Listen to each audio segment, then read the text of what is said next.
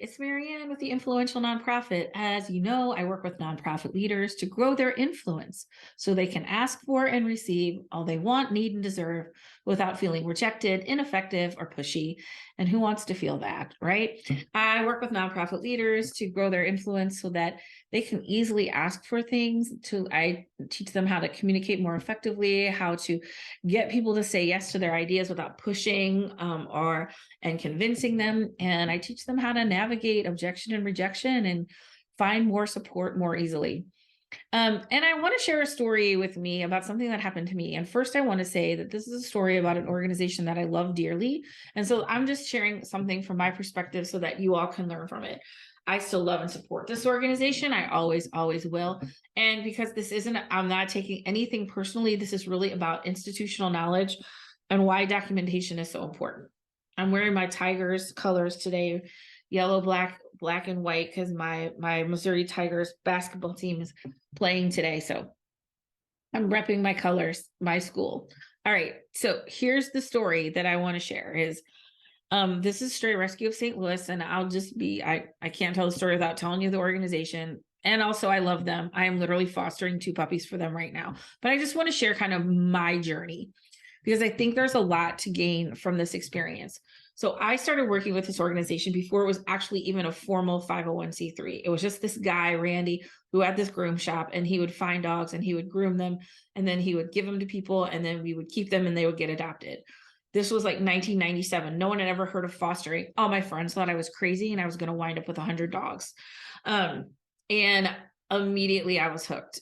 Like I got my first dog. She was so sad. She got better. She got adopted. I cried my eyes out. I'm like, give me another one. And ever since then, I've been fostering. I've taken a few breaks now and then, but for the most part, I've been consistently fostering for this organization. And there are maybe a handful of people who have been with me for almost all this time. And I also, I run this business, I work with nonprofits, but I've never, in very, very early on, like in the early 2000s, I was on the board for a hot minute. I mean, this was decades ago. And I did run this gala event, which I'm going to talk about in a minute, in the early 2000s. I really never wanted a leadership position there because I just like doing my volunteer job, getting my dogs, getting them in, I'm donating money, and just being a donor and a volunteer. And that's what I did. I've literally fostered more than 250 in my family, not just me, my husband, my family, over 250 dogs and puppies since 1997, probably more. We sort of lost count, as you can imagine. So anyway, I told you that I chaired this gala in 2001.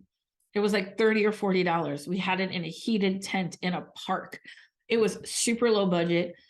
It was our first attempt at event, and it was a lovely event, and it continues to be a lovely event. And now it is a very fancy event because the organization has grown tremendously in 25 years.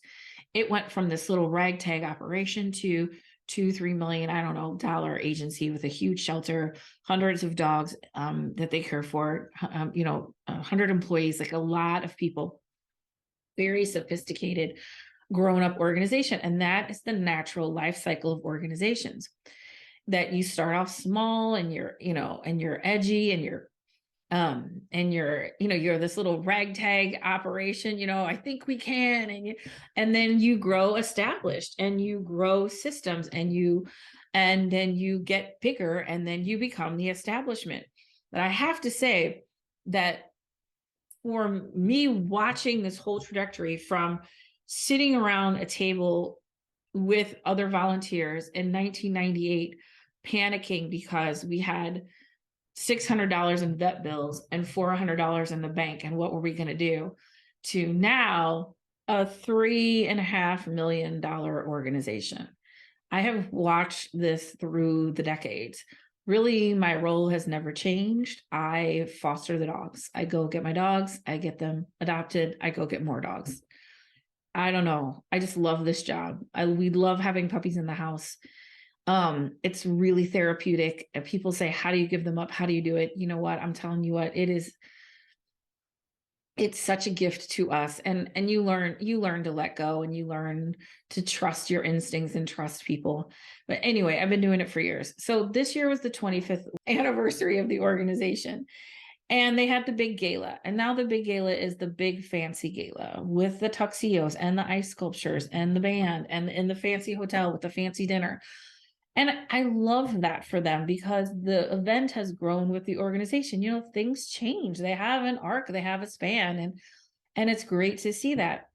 And also, I was a little bummed because I seem to have been lost to institutional knowledge. And that's really what I want to talk about, is how important it is to understand who your community is and be curious about who the people are around you. In a world of animal welfare, there's often high turnover, and I understand that. And in the world of development and nonprofit in general, there's often high turnover, and I understand that. This is why I'm not like mad or anything. I just want to say, is there a way we could do better? And so as a 25-year volunteer, and it's the 25th gala, and I'm thinking, oh, and I'm not asking for a free ride. It's a fundraiser. I will give money to this organization. I would and really, but no one, I don't want to say no one, but most people don't know who I am, because they haven't been around that long. And there's no institutional knowledge, or maybe there's no or maybe there's not very much curiosity about who people are. So my lessons are this: always be curious about who's around you, and train your staff to be curious as well. The other day, we did adopt one of our puppies, our foster puppies. And when I was on the phone with the person doing paperwork, he asked me, and I said, "Oh, I've been fostering for 25 years. He's like, "Oh my gosh, that's so great." Number one, he could be, I think it would be great if the organization chose to train their people to make sure somebody knows that, to hear that, and to be like, oh my gosh, is there a way that I can document that, or that somebody knows that? I think he probably thinks, oh, everyone else probably knows who she is, and I just don't know who she is. It just through the course of events, people don't know who I am. That's fine. I just remember, maybe this was like 10 or 15 years ago. It was like, I don't know, 2006, 2007, and they came out with a foster parent manual, and they're like, here's our manual. And I'm like, I invented this manual, blah, blah, blah. But I pulled myself together, and, but I get it. They're building systems, they're building structure. That's awesome. But I really been doing this job for a really long time. He did not know me. So throughout the way that the institutional knowledge got lost. So be curious about the people who are around you. Tap into who they are. Not just listen to their stories, but document their stories. Make sure that people are listening for what's going on around you, because you just don't know who you're talking to. And you don't know what contribution they have made. And when they disclose something like that, make sure other people know it. Like if this person does fosters and adoptions, I wish he would have told, like, oh my God, I need to make sure our development person knows that, because that's kind of cross training, and that's a culture of philanthropy when we're just taking care of the people around us. I don't know if they have a database inventory of fosters or volunteers. I don't know if my name's on a database or anything, what kind of records they have. But for me, it's the first lesson is just be curious about who's around you. Ask questions, listen for their stories. It's less about what you want to say and what you want to tell them. Receive the stories. The second piece is institutional knowledge is so important. Let's assume when you take that job, you won't have that job in a year or 2 years or 3 years, and that someone is going to need to know information. So much relational history, relational subtext is lost in translation, is lost in transition. When the new development person comes in, and the old development person didn't keep good notes, and now they don't know who they're dealing with, and then people call like, oh, you don't know who I am? I'm like, no, I'm sorry, I don't. And people stay involved in an organization most of the time because of their relationship with the people inside the organization. So when it's time for you to move on, that's not the time for you to start documenting or sharing. It's when you get there, just assume that you're not going to be there in a year. Like, how would you record if you weren't going to be there in a year? So, one, be curious. Two, document, right? Like, document. And that's why all our CRMs, all the software that we use is so important, because we can hold this. We can hold these people, And then the third is really understanding your history and your story. Because I think over the years, there has been so much change. The person who founded it left, and that maybe we lost touch with the roots. And the thing is, I know this organization has grown and changed over 25 plus years, but are they still true to their roots? Yeah, absolutely. What are those roots? What do we stand for? What do we value? And holding on to that.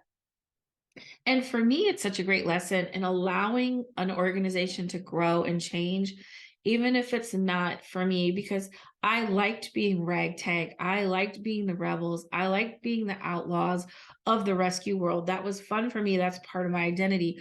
As the organization became more established, yeah, they're still kind of the outliers and they're a little bit of a rebel.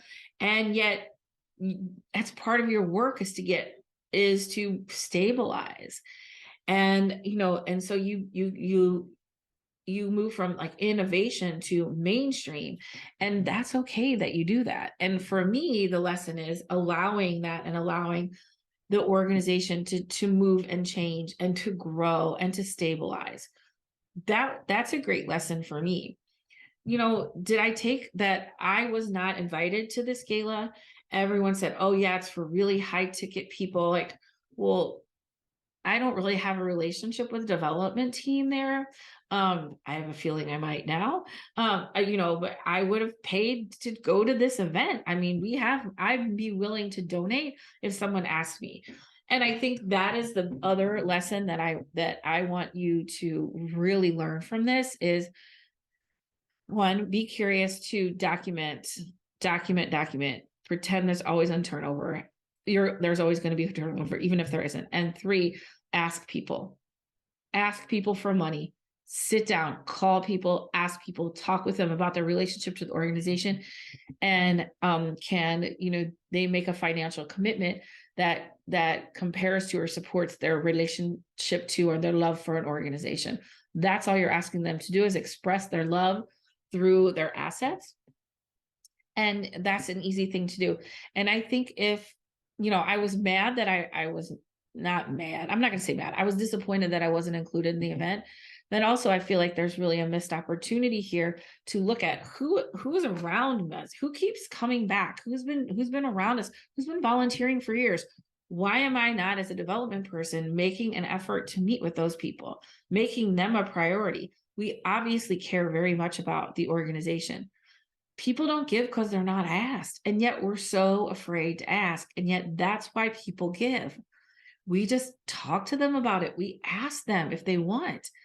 So when you open up your channels of receptivity, get curious about who's around you, document those relationships, and ask for money, it will shift your organization. And hey, not that this organization isn't doing great, because they are, absolutely. It's just like, I was kind of bummed that, I don't need a parade. It'd be nice, but like, being offered to purchase a ticket to an event would have been lovely, and being part of a celebration of something that I've been a part of for 25 years would be great. And it's not that I wasn't included because I'm not appreciated. I wasn't included because I don't think there's institutional knowledge to support what my contribution was over the years, just because of all the turnover. So if you are starting out a nonprofit right now, or you're in the early stages, make sure you get that CRM. And hey, listen, I'm right here with you because I often don't document enough. I'm so busy doing my thing and delivering value and helping my people. Like, sometimes I forget, oh, I need to write that down. I need to remember that. It's just me, right? Like, so I get that. I get that you get busy. I get that, you don't always have time to stop and record. It's so important to make it a priority. And it's so important to understand who is in your orbit and how they relate to your organization, so that you can support and you can continue to support those people and keep them in your community. I'm not going anywhere. Okay. Like I said, I'm fostering puppies right now. I just wanted to share from my perspective what it feels like to be a long-term participant in an organization and not feel as supported as you'd like to be. So get out there, get curious, document, just ask for what you want. And if you're afraid to ask what you want, reach out to me, because I have a course that can totally teach you how to ask for what you want in a way that feels so good. So good. It doesn't feel like asking. It just, it feels amazing. So if you struggle to ask, I'm here for you. You can just email me, Marianne@courageouscommunication.com. We can talk about it and see if I can help a little bit more. So that's my story. And that's it for me, this episode of The Influential Nonprofit.